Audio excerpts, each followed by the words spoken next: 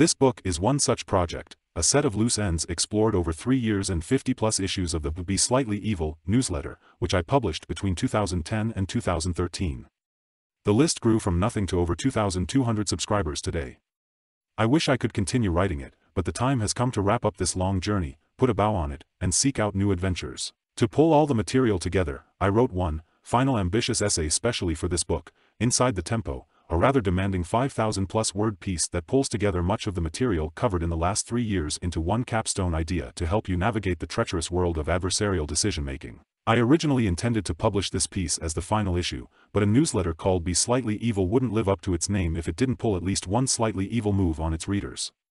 This is that move: you have to buy the ebook to get the grand finale essay. The loose ends that I explored and tied up in the BSE list came from 2 sources: my first book Tempo, and the Gervais Principle series, which is now available as an ebook. Tempo was a book about decision-making based on a rather ambitious grand design that covered a lot of territory I was already familiar with. But I consciously left out the problem of adversarial decision-making under competitive conditions because I sensed the material was beyond the scope of the Tempo grand design. The Gervais Principle was a series I wrote on ribbonfarm.com about organizational politics and decision-making. Since that series evolved as a close reading of the TV show, The Office, I had to leave out many interesting questions and ideas that I could not fit into that framework. Again, there was a grand design, this time one derived from the big themes in the show. So I was left with a large, messy dark continent of rich ideas for which I did not have a grand design. An email list seemed to be the natural way to explore this continent bottom-up, and so I began writing the Be Slightly Evil email newsletter. Over the course of 3 years, the newsletter explored questions big and small, silly and profound, deeply interlinked and stubbornly isolated. Thanks to the dozens of email and in-person conversations with readers sparked by those newsletters, I was able to explore the dark continent to my satisfaction. While I cannot say that I have truly mastered this space of ideas, I certainly feel like I've surveyed and explored it pretty extensively. So as a compilation of bottom-up explorations in the dark, this collection inevitably has plenty of rough edges and significant variation in the quality of the pieces. It also lacks a pleasing and clean architectural scheme. But what it lacks in consistency, polish and high modernist design, I hope it makes up for in sheer, slummy favela variety and direct applicability. In contrast to most of my writing, I have not avoided specific prescriptions in these essays. While there was no grand design informing this book, Jane Huang, who helped edit and produce it, suggested an excellent overarching structure that we've been able to retrofit here. In reviewing the archives, she noticed that the newsletter issues each seemed to naturally fit into one of the elements of John Boyd's famous OODA, Observe Orient Decide Act, model, which you'll encounter early in the book. So we partitioned the material that way. The partitioning is not perfect, and many pieces sprawl and leak outside their home sections, but overall, we think we've created a more useful navigation structure here than a lazy chronological ordering based on the newsletter sequence. While the book is still more of a random access collection than a tightly sequenced end-to-end read, we think you'll get more out of it if you read, or reread, for newsletter subscribers, in the suggested sequence. Where do we go from here? I hope, for you, the reader, the future holds many occasions for refining your own slightly evil thinking and decision-making skills. If you discover any particularly clever ideas, I hope you will share them with me. As for me, my interest in the slightly evil space of ideas has forked down 2 paths. One leads to what I hope will be a future grand design distillation of the ideas here. If I ever get there, you might see a new and expanded edition of Tempo covering adversarial decision-making in a few dense new chapters. Or perhaps a whole new book. Or a James Bond villain scheme to take over the world. The other path leads to practice and application. More than anything else I've written, the ideas here are ones I've tried and tested in real life a great deal. I hope to continue to do so. I've come to think of this as a special practice within my consulting business, the slightly evil practice. An approach to business problems that isn't all win-win and happy culture. Not all my clients are willing or able to adopt slightly evil approaches to business problems, but those who do generally find it to be a very fertile framework. Since they tend to have a great sense of humor, slightly evil clients are, to be honest, my favorite ones. They are just fun to work with. So if you're in need of some support for your slightly evil scheming needs, anything from designing your own personal evil laugh to figuring out how your business can outfox the competition, you know whom to call. I can be reached at vgr@ribbonfarm.com. And in closing, a big thank you to all those who kept me company on this 3-year journey. I hope this rough playbook for living a slightly evil life serves as a worthwhile prize. See you around on ribbonfarm.com and elsewhere on the internet. And don't forget to check out the companion Gervais Principle ebook, The Soul of Being Slightly Evil. How deep is Be Slightly Evil? Is there more to Be Slightly Evil philosophy than just an adolescent attraction to being a bit of a badass? I picked the name mainly because it seemed like a good joke at Google's expense. Don't be evil smacks of a certain paternalistic hubris that even that well-intentioned behemoth of a company should be wary of. I believe that at that scale of immense power, self-policing is simply too dangerous, and only checks and balances constructed out of outside forces pursuing different ends can curb true evil. But enough about the inspiration. What about Be Slightly Evil, the little baby antithesis at you and me scales? Yes, it is mostly tongue-in-cheek, but to me the phrase also stands for a few philosophical ideas, and keeping it constantly in front of me helps me remember those ideas. The universe isn't here for our benefit. As best as we can tell, the universe is not a benign environment. Advantage determinism, known and as yet unknown laws govern more of natural phenomena, including human behavior, than we like to admit. Humility, towards nature and the unknown, that is. Not humility in a social or interpersonal sense. Acknowledged evil. I can't define good and evil, but I do know that if the concepts are meaningful at all, we have at least a little bit of each in us. Acknowledgement beats denial. These ideas overall add up to a pragmatic truth-driven philosophy of moral minimalism. Every new, true thing I learn seems to shrink the domain where I can hold useful moral opinions. There is no point having a moral opinion about the law of gravity. So truth is also about increasing moral minimalism. As you learn more, you should have less need for moral opinions. Or as the French-Swiss novelist Madame de Staël once said, when you understand everything, you can forgive everything. We may never reach that asymptotic state within our human lifespans, but every little bit of pointless moral responsibility you can shrug off helps. But perhaps the biggest deep idea behind Be Slightly Evil is thermodynamics. I am endlessly fascinated by the idea of entropy. It suggests that not only is the universe indifferent to our presence, it is at least mildly hostile to it. We are low-entropy creatures trying hopelessly to swim upstream in a universe that's gradually winding down towards a maximum entropy heat death. So the universe itself is, in a sense, slightly evil. So by some sort of fractal logic, as little subsets of the universe, our true nature is probably slightly evil as well. Of course, this is a wild metaphysical leap in the dark, but something about this conjecture appeals to me at a deep level. One principle this philosophy gives me is what I call my amorality heuristic. An idea is slightly evil only if it is, in principle, equally valuable to both good and evil people. Anything that works better only if you are good, is naturally suspect in my mind. Be somebody or do something. To maintain plausible deniability, I try to focus on the how of the Be Slightly Evil theme, rather than the why. Besides filtering out means that are not justifiable by any ends, I leave means-ends justifications to you. I assume you have good reasons to be interested in the subject, but I'd rather not know. I adopted this principle as a basic precaution, but I had no idea it would actually be tested. An anonymous reader once emailed me asking for help with a whistleblowing decision, and included details of his situation. Fortunately, he kept identifiable details, such as names, to himself. I hastily pulled back from the brink of becoming an accessory. I only like messes if I am being paid to handle them. Anyway, the incident got me thinking about why people turn to slightly evil manipulative behavior in the first place. Why can't you just stay on the straight and narrow, pay your dues, and live an honorable life? I found a great answer in Robert Coram's fascinating book, Boyd, the fighter pilot who changed the art of war, which has now bumped Robert Greene's 48 Laws of Power to the number 2 spot in my Be Slightly Evil reading list. You should also check out Chet Richards' Certain to Win, an application of Boyd's ideas to business. The answer is a decision that Boyd challenged each of his acolytes to make. In life you eventually have to decide whether to be somebody or do something. Whistleblowing is one of those situational decisions that can precipitate this bigger existential decision.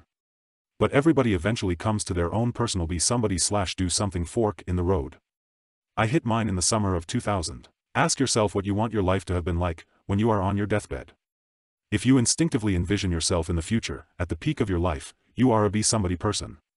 If you instinctively envision the impact you might have had, and are fuzzy on what you personally will be like, you are a do something type. Now for some background on Boyd before we dive into the idea, and interpret your answer. Who was John Boyd? Like most aerospace engineers, I had a passing familiarity with Boyd's work before reading the book. I knew of his development of something called energy maneuverability theory, which is the modern approach to fighter combat analysis and warplane design. I knew of his famous OODA loop. But I had no idea that these were just the tip of the Boyd iceberg. Since Boyd never wrote down his ideas in book form, but spread them almost entirely through classified briefings, he is not very well known outside the military.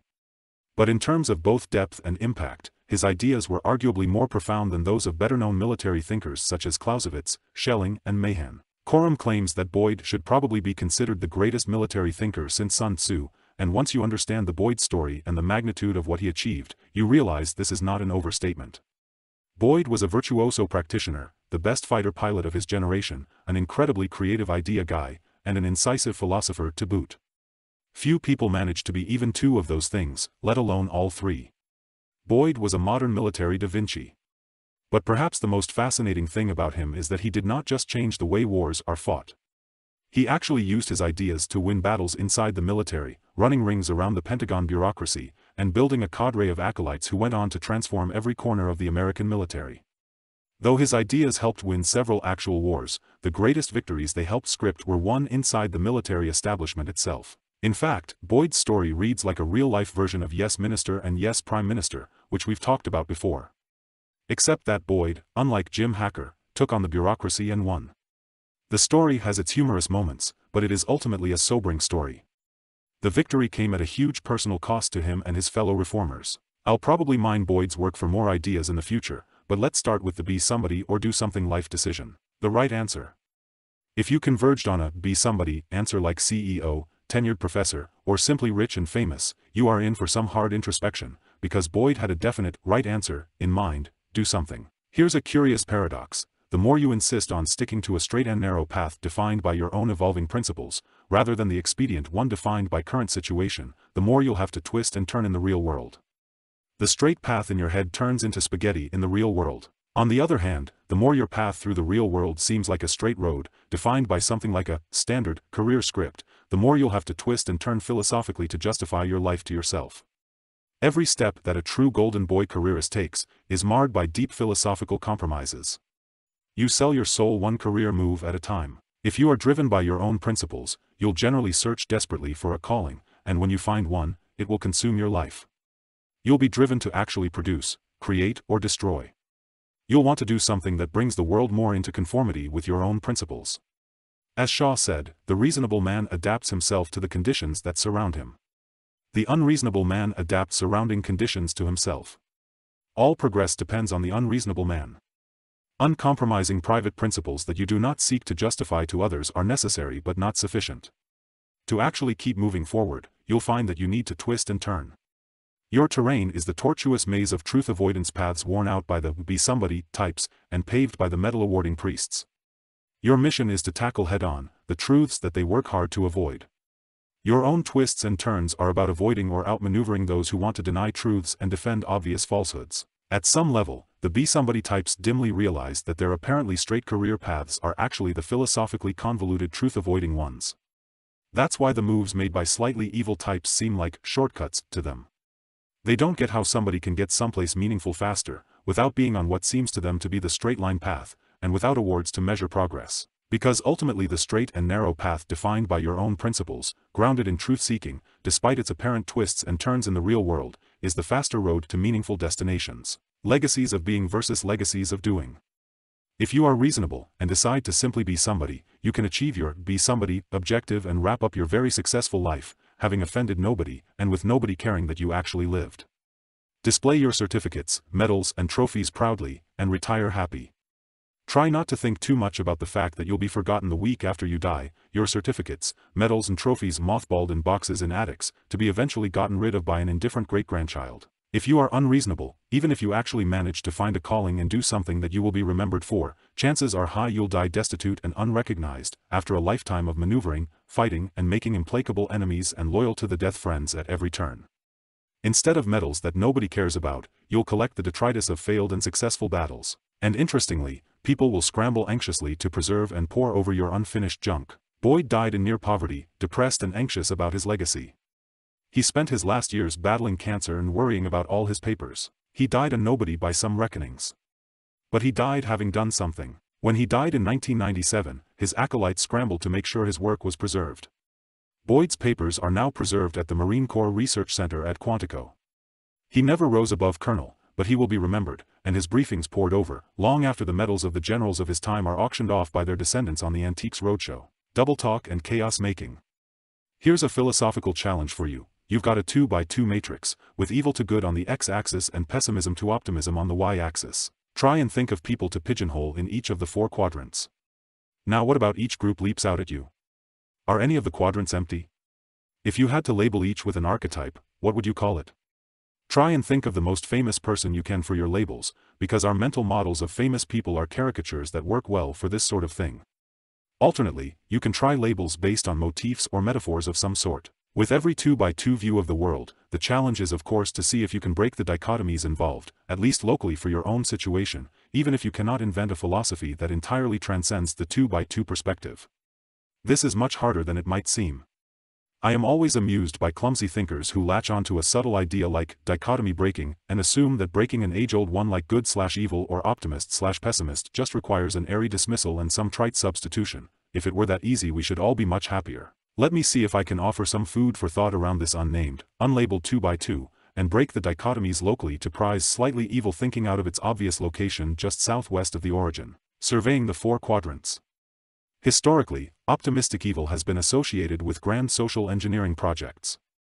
The Nazis were associated with soaring eagles, 1,000-year visions of a perfect society and so forth. Communists have been surprisingly similar despite nominally being the political antithesis of the Nazis. Optimistic good is the stuff of New Age visions and traditional religion. On the left, they believe in vaguely comforting and fuzzy ideas about generativity, positive thinking, abundance and general all-around benevolence in the universe that just requires great intentions to succeed. On the right, they believe in roughly the same things, but with specific, rather than vague, religious trappings. Pessimistic good is often associated with a deep sense of justice and concern for protecting good, in particular, already achieved putative good, from the threat of evil. Dedicated cops, doctors and military types have this sort of pessimistic good mentality. The pessimistic good usually see themselves as protectors of the childlike innocence that characterizes the optimistic good. In their youth, they are often guided by a strong but unexamined and untested social values. But as they age, and experience things like war and crime fighting, which they are naturally drawn to, disillusionment with the naivete of most social values sets in, and a set of private values takes over. Clint Eastwood has played many such characters, from the classic Dirty Harry to the more recent Gran Torino. The Dirty Harry movies were basically vigilante movies designed to pander to gun nuts, but the stock character evolved into a much more subtle one by Gran Torino. And finally, there's the last quadrant, pessimistic evil. This quadrant is most often associated with a narrow, selfish sense of fatalistic and hedonistic individualism. It is a gloomy worldview that sees human nature as eternally flawed and unchanging. To act according to this mindset is to look for zero-sum exploits and social hacks to prey on the other 3 quadrants. Crime is distinguishable from political ideologies like fascism and communism primarily by the fundamental pessimism that informs behavior. There is no perfectibility of man for Tony Soprano. In movies, complete disillusionment turns the pessimistic good into the pessimistic evil. Comic book supervillains like Two-Face in Batman are examples. There is some truth to this trope. Most who walk this path of disillusionment, however, end up bitter and ineffective rather than actively evil. Realism and pragmatism. There is some evidence for something called depressive realism, the idea that pessimists are genuinely more realistic than optimists, but it is decidedly shaky, not least because real is primarily a philosophical question, not a psychological one, so it is safest to assume that no quadrant has a monopoly on realism. You might also choose to go all the way to solipsism and decide that realism is impossible. Realism is a way of viewing the world, pragmatism is the related way of acting within it. So where do realist pragmatists fall on this 2 by 2? You might be tempted to think they hover somewhere around the origin, but I have come to the conclusion that pragmatism and realism are somewhat meaningless concepts in relation to this 2 by 2. This is because people in each of the 4 quadrants view themselves as pragmatic and realistic and the others as hopelessly unrealistic. What's more, they can all be right. This is because pessimism and optimism aren't really attitudes about real things, which makes realism moot. Good and evil are about intentions, so realism is mostly irrelevant there as well. Optimism and pessimism are attitudes about possibilities when there is no empirical basis for assuming anything. It is possibly to be realistic about facts in all 4 quadrants, but be optimistic or pessimistic about possibilities and good or evil in terms of intentions. Naive realists are people who are avoiding taking a position about possibilities altogether. Their attitude helps them win when events are outside human control, but they tend to miss out on opportunities involving human beliefs that rely on social proof. Things that become social truths if enough people believe in them. Beliefs that create social capital rather than truth. Naive pragmatism is similar. It is the desire to act in realistic ways to be effective. Naive pragmatists abhor empty gestures and obviously futile endeavors. Again, this works in their favor when it is the actual outcomes that matter. When making an effort has its own social signaling value, naive pragmatists miss out. An example of this is a politician making a brave and futile attempt to solve some impossibly wicked problem, and earning brownie points just for trying. Naive pragmatism is for bureaucrats, not effective politicians. Naive pragmatists are people who choose to act only when there is a realistic chance of being effective. This often makes them the most unrealistic people around, since they forego all the fascinating possibilities of symbolic creative failure and its social rewards. I recently read a piece in The Atlantic by James Fallows analyzing whether Obama has been a chess master or a pawn in his first term. My own opinion is that the question itself is naively pragmatic, so it makes sense that a very seasoned journalist like Fallows, who has been covering American presidents since Carter, should ask the question. When you add social capital into the equation, you could say that in the beginning Obama was something of a bureaucratic naive pragmatist. Through the first term, he has turned into more of a real politician, capable of manipulating social capital with symbolic failures and declarations of belief in what seem like prima facie ludicrous positions to naive realists. Fallows sees this as tactical brilliance in the Truman mold, but this doesn't quite capture the transformation. But ironically, the country itself has gone from an optimistic, yes, we can, to a naively pragmatic, bureaucratic view of his presidency, hence questions based on chess metaphors, which sort of miss the essence of social capital dynamics. We evaluated Obama as a politician when he was a bureaucrat, and now that he has turned into a politician, we are evaluating him as a bureaucrat. Time lags are strange things. Personally, I resolve this particular dichotomy by thinking of realism as a desire to see the world realistically, and pragmatism as a desire to be effective. Believing you have achieved either desire is probably a sign that you're actually trapped within one of the quadrants. It is skepticism and doubt that mark sophisticated realism and pragmatism, and distinguish them from quadrant-locked attitudes and behaviors. Attitudes towards change. When you look at the compare good and evil optimists, you realize that both believe in change and the idea of progress. The optimistic evil, when they really get going, tend to put everybody who disagrees with their idea of progress into concentration camps. The optimistic good pursue a softer version of the same strategy. They seek out like-minded people with whom they can achieve positive resonance, and avoid people or thoughts they label negative, a label they apply to any kind of non-scripted dissent. When they pursue action around fundamentally ugly realities, they still look for heartwarming and inspirational. They are fundamentally what Barbara Ehrenreich has labeled bright-sided people. Whether or not they realize it, they put people they disagree with on the sidelines in cultural concentration camps where their voices are drowned out by positive cheerleading. This is a tyranny of the vocal minority consequence, since the optimistic good, both right and left varieties, are so vocal in singing the same tune. Voices of dissent do not harmonize as well. There is a certain merit to this heuristic. Serious change requires collective action, motivation and energy. Negative thoughts and people do drain this energy. But the heuristic gets dangerous when it turns into an unchecked, runaway sort of self-reinforcing positivism. Equally, the bottom half of the 2 times 2 is associated with apparent inaction and lack of change. For the pessimistic good, it is stability maintenance against the forces of evil. For those who use established social values as a proxy for good, it is natural to consider destabilizing forces evil.